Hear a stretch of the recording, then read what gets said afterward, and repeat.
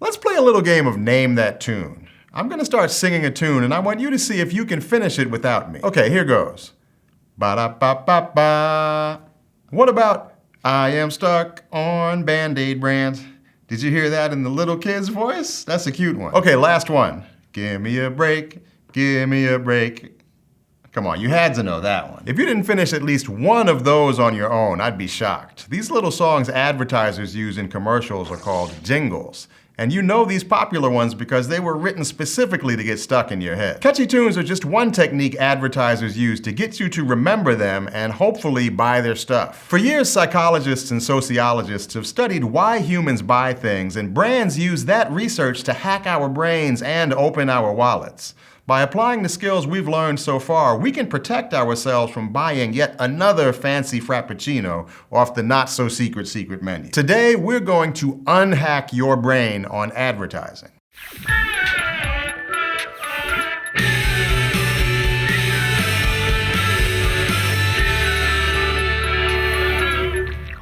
First things first. Let's define advertising and its close cousins, public relations and propaganda. An advertisement is a public notice promoting a product, event, or service. Advertising is the art of creating those. Sometimes brands create ads themselves, and sometimes they hire companies to do it for them. Yes, just like the people from Mad Men. Public relations, or PR, is something different. PR is the management of the relationship between the public, that's you, and a brand. PR tells the public what the brand is up to and tries to make the brand look as good as possible. They're the people who write the apology when someone makes a mistake or build the hype around the latest iPhone release. Finally, propaganda is information distributed with the direct purpose of promoting a certain point of view.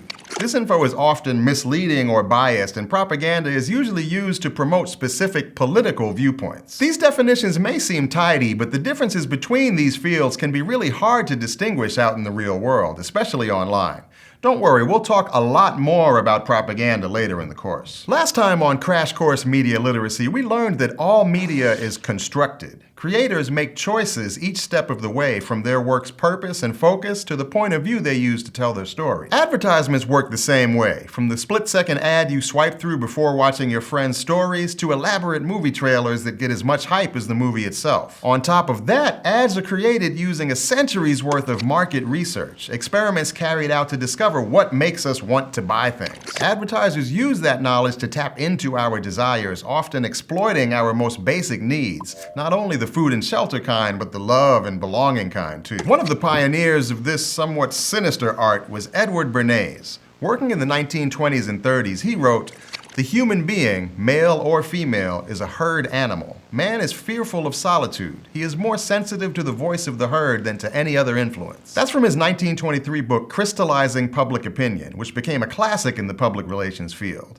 It detailed how humans can be persuaded to change their habits if it will help them to follow the crowd. Think back to middle school. What was that one trend that everyone had to follow, or you totally felt left out? Friendship bracelets, the latest pair of Jordans, a fidget spinner, one of those little electronic keychain pets. Seriously, what was the deal with those things? Chances are you or your friends bought them because everyone else had one. You wanted to fit in. Advertisements love to play on this need, and that's how trends and fads happen in the first place. In the 1940s, psychologist Abraham Maslow added another piece to this puzzle. He identified a hierarchy of needs he said all humans had. It's set up like a pyramid. At the base, the foundation, all humans need food and water, shelter, and sleep. Just above that, they need to feel safe too. Then comes the need for love and feeling like you belong somewhere. After that, we need to feel accomplished, like we matter. At the tippy top of the pyramid is the need to fulfill our destiny, to be our best selves. Now, all of these needs, combined with our natural desire to follow the crowd, are like little buttons on our hearts and brains. Advertisements press different combinations of buttons in hopes that we'll respond the right way. Usually that means buying their product. The sales pitch of most modern ads is that product X will satisfy your need for Y. For example, security systems promise one of our most basic instincts, safety. We want to be safe, so we buy alarms to keep out the bad guys. And Slim Jims, they promise food. Of a sort, down at the bottom of the pyramid. But some products claim to satisfy multiple needs higher up on that pyramid. Let's head into the thought bubble to take a closer look. Check out this vintage ad for hair dye. It features L'Oreal's iconic slogan, "Because you're worth it." They've used this slogan more or less since 1971. In this ad, it's used with the claim that this dye is the most expensive in the country. Usually that's not a great way to sell a lot of anything. But the slogan, "Because you're worth it," presses a lot of our human need buttons. For starters, any advertisement for hair dye implies that natural hair color is boring. So for other people to like us, to stick with the herd, our hair has to be a different, better color, but still a pretty normal, human-y color so we don't stick out from the herd. That's the button for feeling loved and like we belong. But there's also that need for accomplishment, like we matter, we're worth it. The ad is saying, you're hot, you're the best, you deserve this product, you deserve the most expensive dye, even though it's luxury, nay, because it's luxury. Not only is this ad an appeal to stick with the herd, to blend in with beauty norms, but it's also an appeal to individualism. It's an appeal to that middle of the pyramid and the tippy top, the desire to become our best selves and rise above the rest of the herd. It's genius, really. If you've ever screamed, "treat yourself," while splurging on a pair of designer shoes after a long day, you've fallen into this ad trap. Thanks for the help, Thought Bubble. Once an advertiser knows which need button to press, they need to persuade you that it will work. Turns out there are a few things that really persuade us. The first is authority. If we think the person talking is an expert, we're likely to believe them. Like in those 5 out of 5 dentists recommend toothpaste commercials. Dentists, no teeth, right? The next is likability. If we like them, are friends with them, or trust them, we're also likely to listen.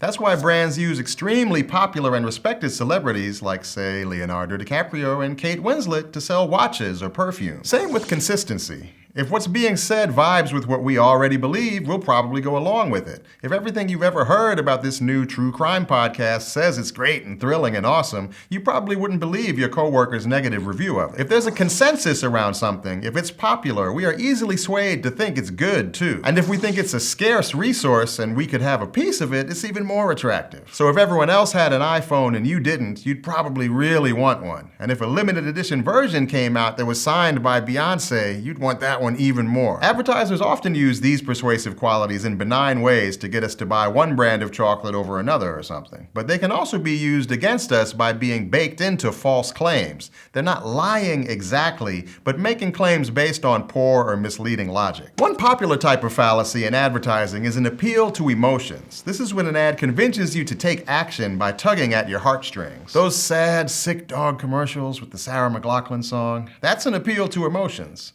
Just because sick dogs make you sad doesn't automatically mean an organization deserves a donation. It just means you link the two together.